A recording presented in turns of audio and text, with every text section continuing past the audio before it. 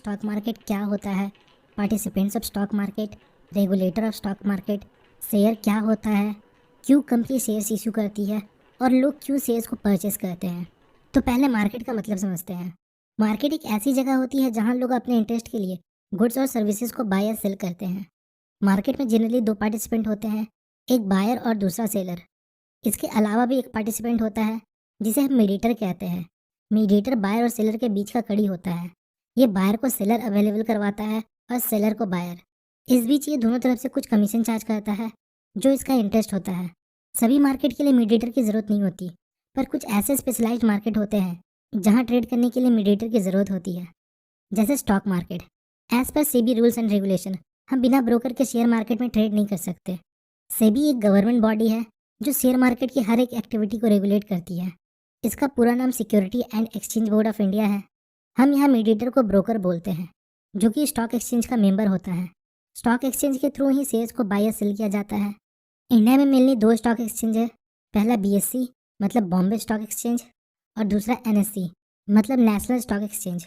अब आप मार्केट का मतलब समझ चुके हैं। तो जब इस मार्केट वर्ड के साथ कोई स्पेसिफाइड वर्ड जुड़ जाता है तो वो एक स्पेसिफाइड मार्केट कहलाता है। जैसे अगर मार्केट के आगे बुक वर्ड जोड़ दे तो ये एक स्पेसिफाइड मार्केट कहलाएगा, जो होता है बुक मार्केट, जहाँ बुक्स की बाइंग एंड सेलिंग होती है। अगर मार्केट के आगे फ्रूट वर्ड जोड़ दे तो ये होगा फ्रूट मार्केट, जहाँ फ्रूट्स की बाइंग एंड सेलिंग होती है। ऐसे ही स्टॉक मार्केट एक स्पेसिफाइड मार्केट है जहाँ स्टॉक की बाइंग एंड सेलिंग होती है। तो अब आप सोच रहे होंगे क्या बुक्स और फ्रूट की तरह इसे भी फिजिकल मार्केट में ट्रेड करना पड़ता है? पर ऐसा नहीं है। स्टॉक्स को ट्रेड करने के लिए ब्रोकर्स आपको डिजिटल प्लेटफॉर्म प्रोवाइड करते हैं जहां आप फ़ोन या पीसी के थ्रू स्टॉक मार्केट में ट्रेड कर सकते हैं। अब आपके मन में बहुत सारे क्वेश्चन चल रहे होंगे। शेयर होते क्या हैं, कंपनी क्यों शेयर इशू करती है और पब्लिक या इन्वेस्टर क्यों शेयर्स को खरीदते हैं। तो शेयर होता क्या है?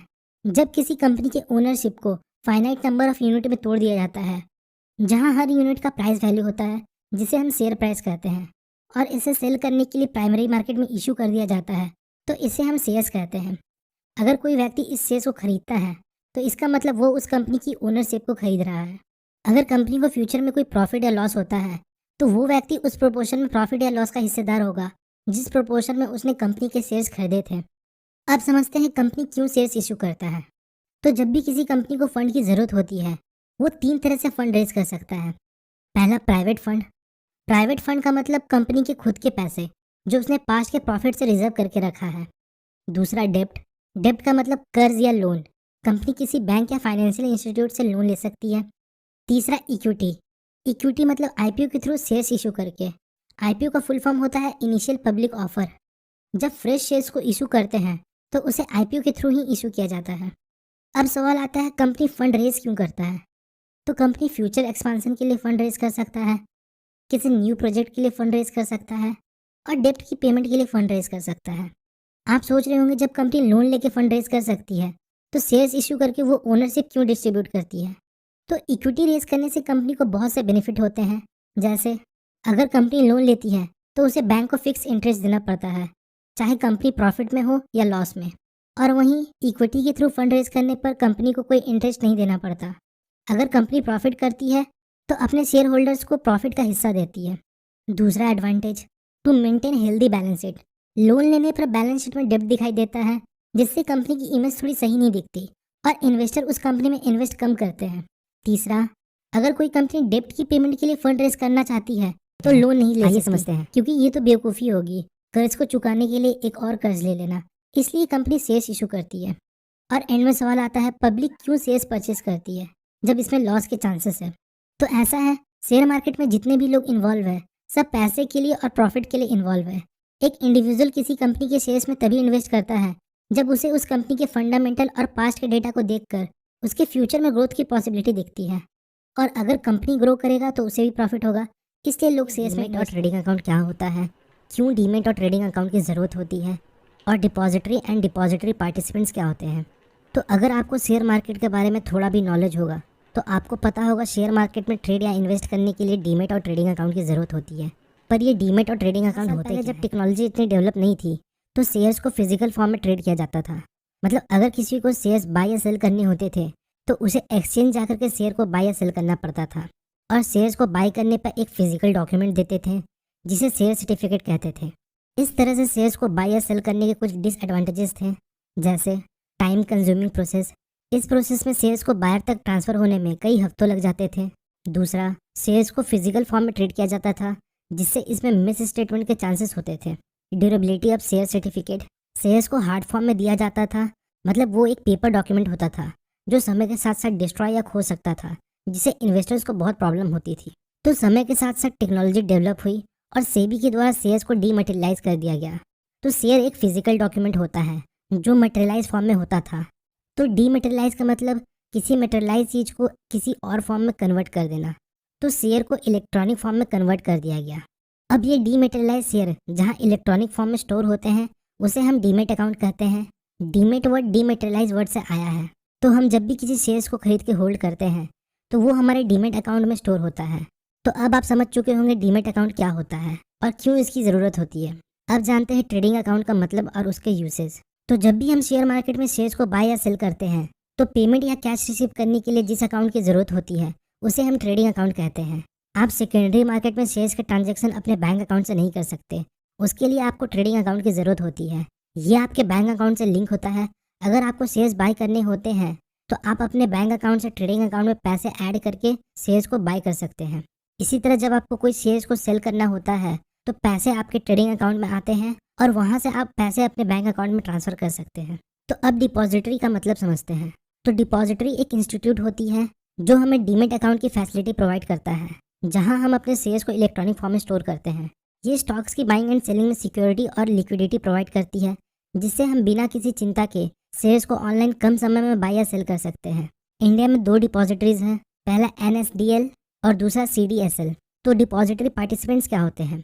डिपॉजिटरी पार्टिसिपेंट डिपॉजिटरी के एजेंट होते हैं जो इन्वेस्टर और डिपॉजिटरी के बीच मीडिएटर का काम करती है। इंडिया में कई डिपॉजिटरी पार्टिसिपेंट हैं, जैसे angel one, Zerodha, Upstox, share Khan, HDFC bank security इत्यादि। और भी कई डिपॉजिटरी पार्टिसिपेंट हैं इंडिया में। तो आप जब भी इनमें से किसी भी डिपॉजिटरी पार्टिसिपेंट के पास अपना अकाउंट ओपन करते हो, ये आपको एक डीमेट और ट्रेडिंग अकाउंट खोल कर देते हैं NSDL या CDSL में, जहां आप अपने शेयर्स को इलेक्ट्रॉनिक फॉर्म में रख सकते हैं। वीडियो में हम जानेंगे basic terms of stock market, जो शेयर मार्केट में मोस्टली यूज़ किए जाते हैं जब शेयर का प्राइस बढ़ रहा होता है और ये एक्सपेक्टेशन होता है कि आगे भी शेयर्स की प्राइस बढ़ेंगे, तो इसे बुल मार्केट कहते हैं। Next, bear market. जब शेयर्स का प्राइस गिर रहा होता है और एक्सपेक्टेशन ये होता है कि आगे भी शेयर्स की प्राइस गिरेंगे, तो इसे बेयर मार्केट कहते हैं। Next, sideways market. जब शेयर का प्राइस ना गिर रहा होता है ना बढ़ रहा होता है और एक रेंज के बीच में मूव कर रहा होता है, तो इसे साइडवेज मार्केट कहते हैं। Next, trend. जब किसी स्टॉक की मूवमेंट किसी पर्टिकुलर दिशा में होती है तो इसे उस स्टॉक का ट्रेंड कहते हैं। जैसे अगर स्टॉक ऊपर की तरफ मूव कर रहा है तो इसे अप ट्रेंड कहते हैं, और अगर स्टॉक नीचे की तरफ मूव कर रहा है तो इसे डाउन ट्रेंड कहते हैं। Next, intraday. इंट्राडे का मतलब शेयर्स को खरीदना और सेम डे बेच देना जिस दिन हमने शेयर्स को खरीदा। Next, delivery. जब हम किसी शेयर को खरीद कर एक दिन से ज़्यादा होल्ड करते हैं तो इसे डिलीवरी कहते हैं। Next, liquidity. लिक्विडिटी हमें ये बताती है कि किसी पर्टिकुलर स्टॉक में कितने number of buying and selling होती है। जैसे हाई लिक्विड स्टॉक, मतलब ऐसे स्टॉक जिसमें बाइंग एंड सेलिंग बहुत ज़्यादा होती है, इसमें हमें किसी स्टॉक को सेल करने में प्रॉब्लम नहीं होती है।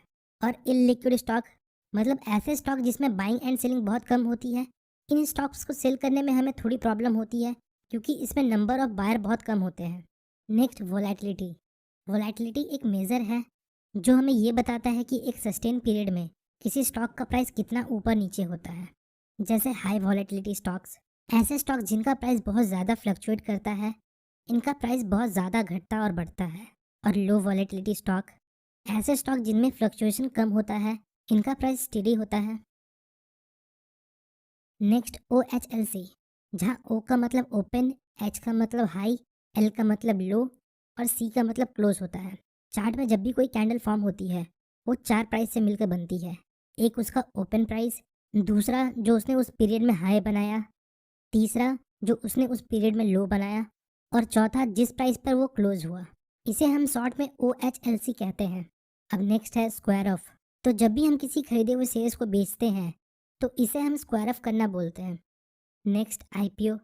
IPO का फुल फॉर्म होता है इनिशियल पब्लिक ऑफर। जब कोई कंपनी अपने शेयर्स को मार्केट में फर्स्ट टाइम इशू करती है तो इसे हम IPO कहते हैं। Next, portfolio. पोर्टफोलियो हमारे फाइनेंशियल इन्वेस्टमेंट का कलेक्शन होता है, जहां हमारे सारे इन्वेस्टमेंट एक साथ होते हैं, जैसे स्टॉक्स, कमोडिटी, एक्सेट्रा, जिससे हमें हमारे इन्वेस्टमेंट का प्रॉफिट या लॉस जानने में सुविधा होता है। Next, index. मार्केट कैपिटलाइजेशन के हिसाब से सिमिलर स्टॉक्स को कैटेगराइज कर दिया जाता है, जिसे हम इंडेक्स कहते हैं। जैसे निफ्टी, जिसमें एनएससी के टॉप 50 स्टॉक को उनके मार्केट कैपिटलाइजेशन के हिसाब से रखा गया है। दूसरा, सेंसेक्स, जिसमें बीएससी के टॉप 30 स्टॉक्स को रखा गया है। और बैंक निफ्टी, जिसमें बैंकिंग सेक्टर के स्टॉक्स को रखा गया है। नेक्स्ट है आस्क प्राइस। आस्क प्राइस मतलब वो प्राइस जिस पर एक सेलर किसी पर्टिकुलर स्टॉक के शेयर को बेचने को तैयार है। Next, bid price. Bid price मतलब वो प्राइस होती है जिस प्राइस पर एक बायर किसी पर्टिकुलर शेयर्स को खरीदने के लिए तैयार है। और आखिरी है bid ask spread. Bid price और आस्क प्राइस के बीच के डिफरेंस को बिड आस्क स्प्रेड कहते हैं। With in a short period जब स्टॉक मार्केट में स्टॉक को फ्रीक्वेंटली बाय एंड सेल किया जाता है, तो इसे हम ट्रेडिंग कहते हैं। फॉर एग्जाम्पल, जैसे हमने किसी शेयर को आज खरीदा और आज ही बेच दिया, या आज खरीदा कल बेचा, या आज खरीदा और 1 साल के पहले कभी भी बेचा, तो इसे हम ट्रेडिंग कहते हैं। अब इन्वेस्टमेंट का मतलब समझते हैं। इन्वेस्टमेंट का मतलब किसी कंपनी के शेयर्स को लॉन्ग टर्म के लिए होल्ड करना। तो लॉन्ग टर्म का मतलब कितना समय? तो शेयर मार्केट में लॉन्ग टर्म इन्वेस्टमेंट का मतलब कम से कम 5 साल होता है। पर इनकम टैक्स के नज़रिए से long term capital gain on share 1 साल का होता है। तो यहाँ तक आपको ट्रेडिंग और इन्वेस्टमेंट का मतलब क्लियर हो चुका होगा। अब जानते हैं इनके टाइप्स। तो ट्रेडिंग बेसिकली 4 टाइप के होते हैं। ट्रेडिंग को हम इनके रिस्क के according line by line explain करेंगे। इससे पहले हम इन चारों टाइप के नाम जान लेते हैं। पहला स्कैल्पिंग, दूसरा इंट्राडे, तीसरा स्विंग और चौथा पोजिशनल ट्रेडिंग। स्कैल्पिंग बहुत कम समय की ट्रेडिंग होती है। ये बस कुछ मिनटों का ट्रेडिंग होता है, जिसमें ट्रेडर्स 5 से 10 या 15 मिनट में छोटा सा प्रॉफिट बुक करके अपना पोजीशन क्लोज कर देते हैं। इस ट्रेडिंग स्टाइल में ट्रेडर्स एक दिन में मल्टीपल ट्रेड्स लेते हैं। क्योंकि ये बहुत कम समय या कहें मिनटों का खेल है, तो इसमें रिस्क बहुत ज़्यादा होता है। इसमें ट्रेडर्स को कंटिन्यूसली अपने ट्रेड को वॉच करते रहना होता है। इस तरह के ट्रेड से वॉलेटाइल मार्केट में किए जा सकते हैं, जहां स्टॉक के प्राइस बहुत ज़्यादा ऊपर नीचे होते हैं। Next, intraday trading. Intraday trading का मतलब किसी शेयर्स को आज खरीदना और आज ही मार्केट क्लोज होने के पहले बेच देना। इंट्राडे ट्रेडिंग में भी बहुत ज़्यादा रिस्क होता है, क्योंकि हमने जिस दिन शेयर्स को खरीदा उसी दिन 3/15 को मार्केट क्लोज होने के पहले हमें शेयर्स को बेचना होता है, चाहे प्रॉफिट हो या लॉस। इंट्राडे ट्रेडिंग में भी ट्रेडर्स को कंटिन्यूसली मार्केट को वॉच करते रहना होता है, और इंट्राडे के लिए भी स्टॉक्स में वॉलेटिलिटी बहुत ज़रूरी है। तो next, swing trading. Swing trading basically 10 से 15 दिनों का होता है। मतलब हम शेयर्स को खरीद के 10 से 15 दिन तक होल्ड करते हैं, और इस बीच जब भी हमारा टारगेट अचीव होता है, हम शेयर्स को सेल कर देते हैं। ये थोड़ा कम रिस्की होता है, इसमें प्रॉफिट के चांसेस बहुत हाई होते हैं। Next, positional trade. Positional trading मतलब किसी शेयर्स को 1 मंथ से ज़्यादा होल्ड करना और 1 साल के पहले बेच देना। इस ट्रेडिंग में बाकी ट्रेडिंग से कम रिस्क होता है और प्रॉफिट बहुत ज़्यादा होता है। इस ट्रेडिंग में आप 20 से 30% का प्रॉफिट एक्सपेक्ट कर सकते हैं। अब आते हैं टाइप ऑफ इन्वेस्टमेंट पर। इन्वेस्टमेंट 3 टाइप्स के होते हैं: short term investment, medium term investment और long term investment. Short term investment basically 1 से 3 साल का होता है। मीडियम टर्म इन्वेस्टमेंट 5 से 7 साल का होता है, और लॉन्ग टर्म इन्वेस्टमेंट 7 या 7 से ज़्यादा साल का होता है।